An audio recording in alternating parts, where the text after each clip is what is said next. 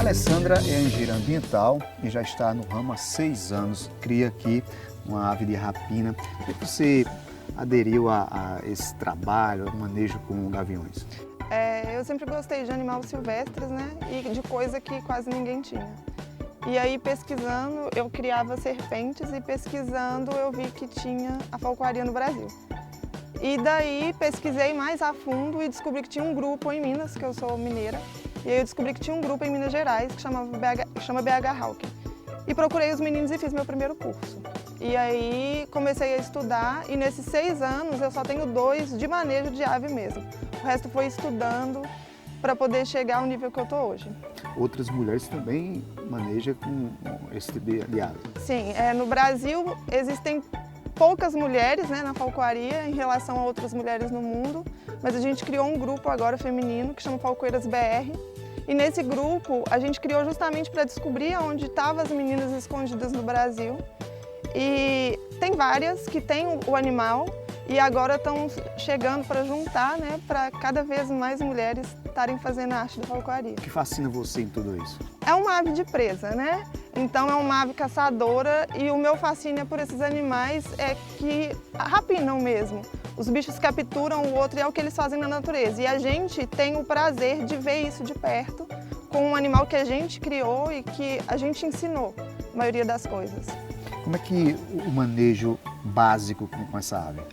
A ave, elas são todas de um criador legalizado e elas chegam em casa bravas e aí a gente vai amansando o animal até ele aceitar que a gente é um parceiro para eles de caça. Eles veem a gente como uma extensão, como parte da família e aí a gente trabalha com isso. No caso no Brasil, a caça é proibida, mas a gente pode fazer com controle e existem meninos que fazem reabilitação também de aves, advindas do tráfico, baleadas, qualquer coisa assim, que chega nos setas e aí faz a reabilitação. Agora, quanto tempo mais ou menos leva para que o ser humano possa ter essa relação com o bicho? Depende de cada um. Tem gente que está há mais tempo na falcoaria, que treina o bicho em 15 dias. E tem gente que está começando que precisa de 6 meses, alguma coisa assim.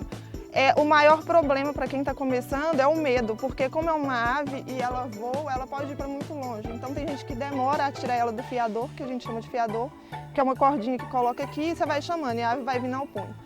E o voar livre você retira todo o equipamento e deixa ela voltar confiando que ela vai voltar.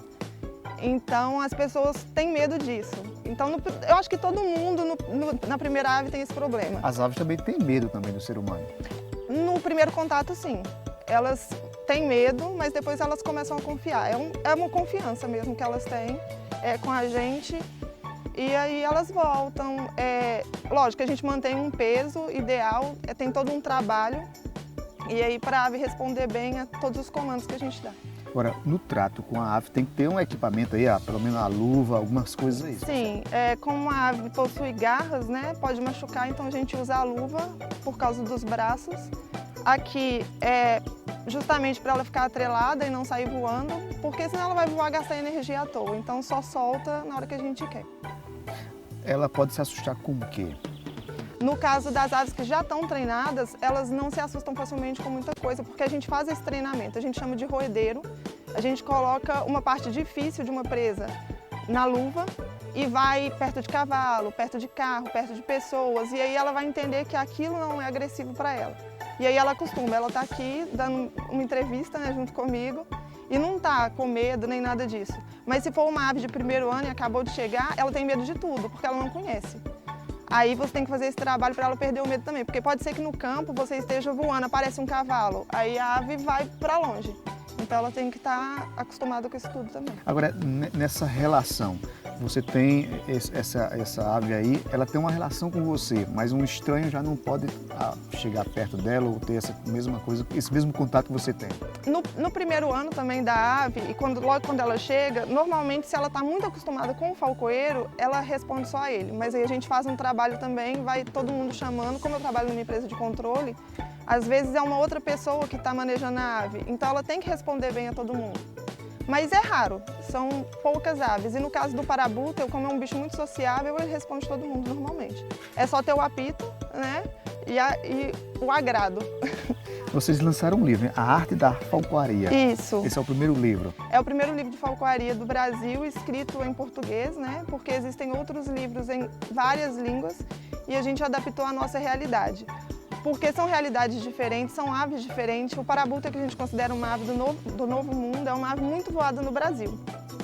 Então, a gente adaptou essa realidade do parabuta, do aplomado, que é uma ave brasileira também, que é o caso que está aqui, e a gente tem uma aqui também. Aqui vocês ensinam também o manejo sobre a ave também, algumas informações Isso, dela. tem sobre biologia, medicina veterinária, ensina as doenças, as patologias, mas é lógico que não substitui você levar o animal ao veterinário.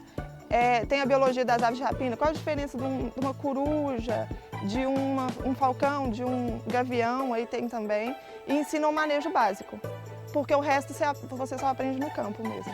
Quem entra na falcoaria cria logo uma paixão pelo bicho.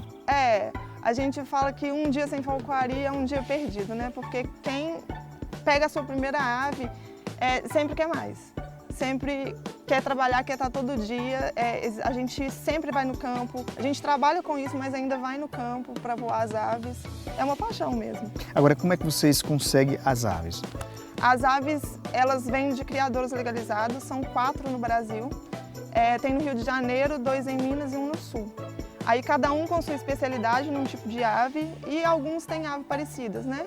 Mas a gente fala que o Léo Fukui, por exemplo, a maioria dos parabutas que você vai ver é dele. Existem outros criadores que têm parabuta que estão começando agora e o parabuta é a ave mais voada no Brasil.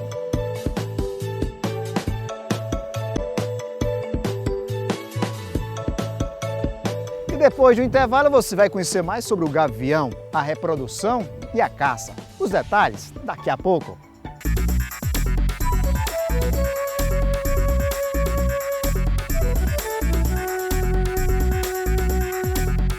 Esse cara é o gorila das montanhas. A espécie de primata só é encontrada em algumas regiões da África.